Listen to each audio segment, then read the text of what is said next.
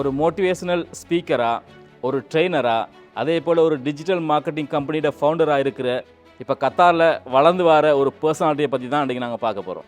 Mister ஹபீப் முகமது, உங்களை பற்றின சின்ன அறிமுகத்தை எங்களோட மக்களுக்கு சொல்லிடுங்க. என் ஊர் வந்து வரக்கா போல் நான் இங்கே டிஜிட்டல் மார்க்கெட்டிங் ஏஜென்சியோட ஃபவுண்டராகவும் அதே போல் மோட்டிவேஷனல் ஸ்பீக்கராகவும் டோஸ்ட் மாஸ்டர் என்ற அந்த கிளப்பில் ஒரு டோஸ்ட் மாஸ்டராகவும் நான் இருந்துட்டு இருக்கிறேன். உங்களோட ஜேர்னியை பற்றி எங்களுக்கு கொஞ்சம் எக்ஸ்பிளைன் பண்ணிடலாமா? வரக்காப்பொலியில் வேவல்ஜேனி என்ற இடத்துல என்னுடைய ஆரம்ப கல்வியை நான் கற்றுக்கொள்கிறேன். அதை தொடர்ந்து என் உயர்கல்விக்காக நான் தெரிவு செஞ்சதான் இஸ்லாஹியா அரபிக் காலேஜ் என்று சொல்லக்கூடிய இலங்கையில் பிரசித்தி பெற்ற ஒரு அரபிக் காலேஜ். அதில் எனக்கு நிறைய ஆப்பர்ச்சுனிட்டி சந்தர்ப்பம் கிடைச்சிது என்னை இம்ப்ரூவ் பண்ணி கொடுத்துக்கும் குரோத் என்ற அந்த ஜேர்னியில் போகிறதுக்கும். என்னுடைய அடுத்த கட்டமாக டிப்ளமா இன் கவுன்சிலிங் என்று சொல்லக்கூடிய அந்த டிப்ளமா செய்கிறேன். இது மீடியாவில் சார் இன்ட்ரெஸ்ட் ஆகிக்கிறேன்.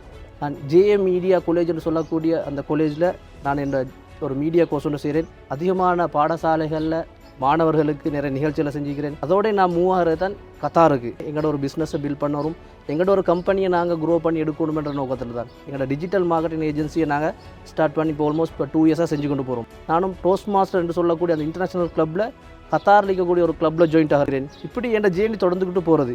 உங்களோட அந்த மோட்டிவேஷனல் ஸ்பீக் ஜேர்னி இருக்குது தானே, அதை நீங்கள் ஸ்டார்ட் பண்ணுறதுக்கு தூண்டுகோலாக இருந்த காரணங்கள் என்ன? எங்களோட பாடசாலையில் ஒரு கலை நிகழ்ச்சி நடக்குது. 1000க்கு அதிகமான ஆக்கள் அதில் பங்கு பெற்றாங்க. அதில் எனக்கு ஒரு பாத்திரம் கிடச்சிது, ஸ்பீக்கராக நீங்கள் சில விஷயங்களை பேசணும் அப்படின்றது.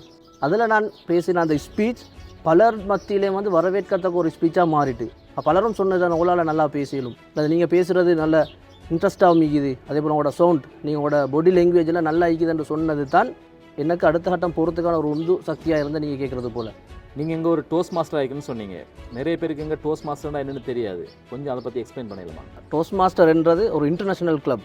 கத்தாரை பொறுத்தவரையில் கத்தார்லேயும் 100க்கு அதிகமான கிளப்ஸ் இருக்குது. இது பப்ளிக் ஸ்பீக்கிங் என்று சொல்லக்கூடிய இந்த திறனை இம்ப்ரூவ் பண்ணுறதுக்கான ஒரு பிளாட்ஃபார்ம் தான். நெட்வொர்க்கை பில்ட் பண்ணுறது, அதே போல் எங்களை லீடர்ஷிப் ஸ்கில்ஸை எங்களை டெவலப் பண்ணிக்கொள்கிற உங்களோட ஆடியன்ஸுக்கு நீங்கள் சொல்லக்கூடிய மெசேஜ் என்ன? எந்த ஆடியன்ஸ் அல்லது இன்னும் ஓல ஆடியன்ஸுக்கு நான் சொல்கிறது தான், எப்போயும் நீங்கள் புதிய விஷயங்களை ட்ரை பண்ணி பாருங்க.